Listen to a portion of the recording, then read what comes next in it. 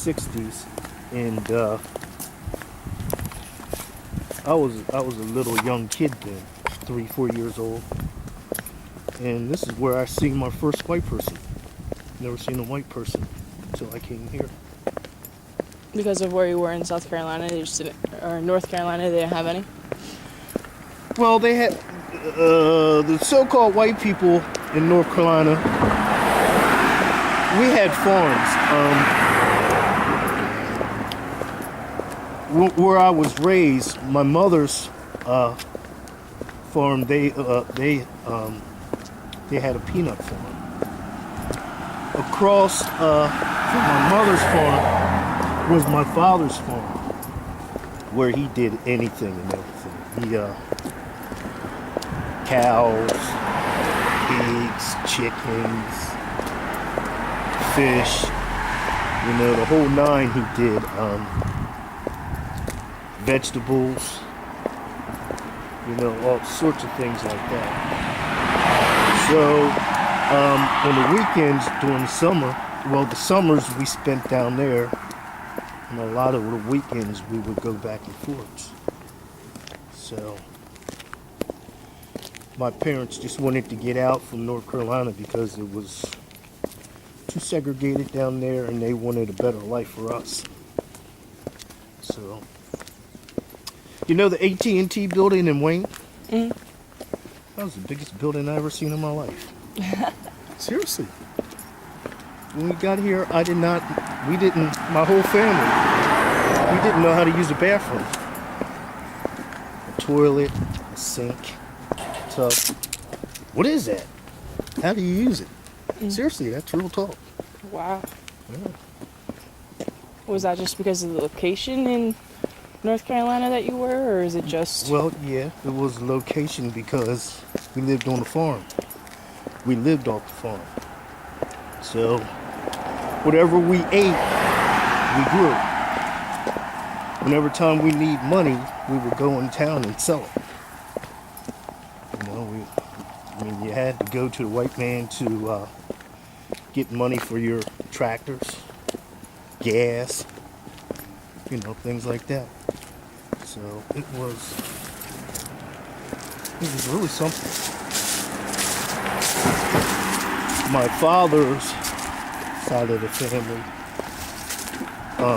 his father was one of the last slaves in South Carolina, and his slave owner had he was the last one in his wife's side and his side, so he had no one else to give the property to. He had acres and acres and acres and farm and farm and farm. And being that him and my grandfather was so close, he gave it to him. So with all in the paperwork through the years, they screwed up the paperwork because we didn't want this so-called black man to own all this in the middle of Whitesville, South Carolina. Mm-hmm. So they start cutting the property back. So years go by, the grandkids get educated. So we want to know what's going on with this land. Mm-hmm. So we go back, and they build a whole town on the land. So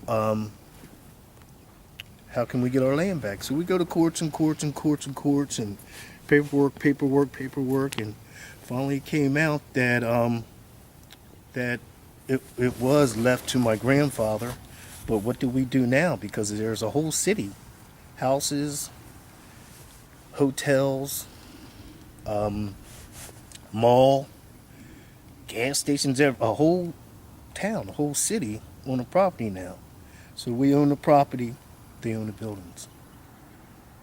So we go there once a year and have a family reunion. Down in North Carolina? South Carolina. South Carolina. Whitesville, South Carolina. It's a little town, no bigger than Wayne. You know what I mean? You drive through, next thing you know, you're out. You know what I mean? Okay, this is the chapel. Back in the war, this is where they had came to worship. how this came about, there was a stream from Valley Forge. They followed the stream down at the bottom of the hill. They followed it all the way up. They wanted to get to the top of the mountain so they would know when the enemy's coming. So when the enemy would come, when they would see the enemies coming, they would jump on a horse and ride back down. The enemy's coming, the enemy's coming. So they would hide the families, the children and the kids. And some of the kids were killed. They have a graveyard in the back where we'll show you in a minute, where they buried some of the kids. But this is the chapel where they came to worship, because they had to have, when you worship, you have to have a comfortable, quiet place. So being that no one knew about it but them, they had came up here to worship, bury their family. So if you want to walk back to the back here, we could see some of the graves.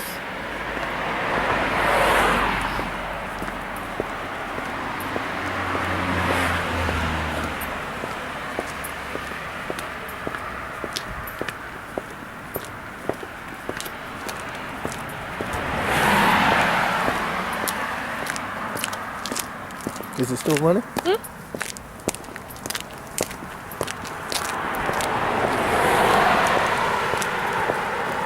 This is some of the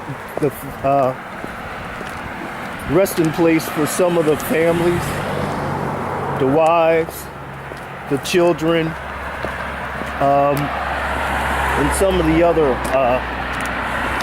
people during the war and after the war. I guess you're welcome to come at a later time to catch some of the tombstones, because up in there and around you could see on the stones where they had the mother and the children's in the same graves. And they had to do something with the wives and children, because they were getting killed off, you know. So they had to make some kind of shelter or somewhere to put the children. So we'll walk down the street there and show you the house that they built to keep the women and the children. So if you want, you and your friend can get time. You guys can come up and read some of the gravestones. Yeah. So Might look into the Carr family a little bit, since they seem to be. what's that? So I might look into the Carr family a little bit, because there seem to be a lot of tombstones for them. Yeah. And back there, I mean, some of them, if you still can read some of them. I remember we used to come in here and play as children, and you know, we would say, oh, we're such and such family, and my brother and my sister and everybody, you know, they're buried here, and it's really something. I mean, it's historical. Every year they still come and shoot over the graves, you know what I mean? Mm-hmm. So it's really something. You see the flag still flying, so it's really something. We can walk down and I'll show you the house where most of them stayed. When the enemy's coming, you have to get rid of the kids and the wives, because you can't kill them off, because it'll all be the men. The men can't be around all men, because you know how that is. Yeah. Don't drop the soap. Yup.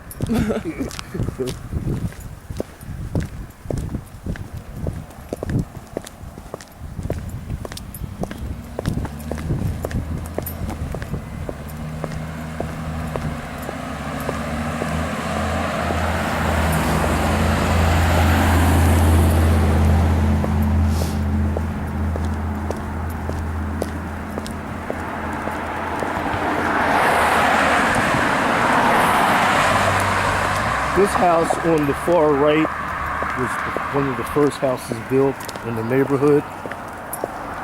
And they would bring the wives and keep the wives and the kids, they would bring them up here and keep them out of harm's way until everything was over and done with.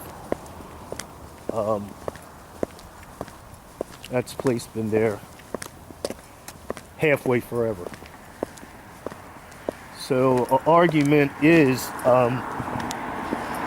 if they don't consider this land here Valley Forge, why would they build Valley Forge Military Academy at the top of the mountain? You know, they would have some of the people ride up to the top of the mountain to be, you know, to watch for the enemies to come, so they could ride back down and tell them the enemy's coming. So they had to have a place where they could see and they could watch out, so they could come up here. And back then the trees wasn't so high, so they could see most of the land. And to me, and by what I hear from a kid, that's how this property really got started. So I hope it's good for you. I hope you can work with it, and I hope you can get some good grades and graduate from college and make a lot of money. Sounds great. Okay. All right.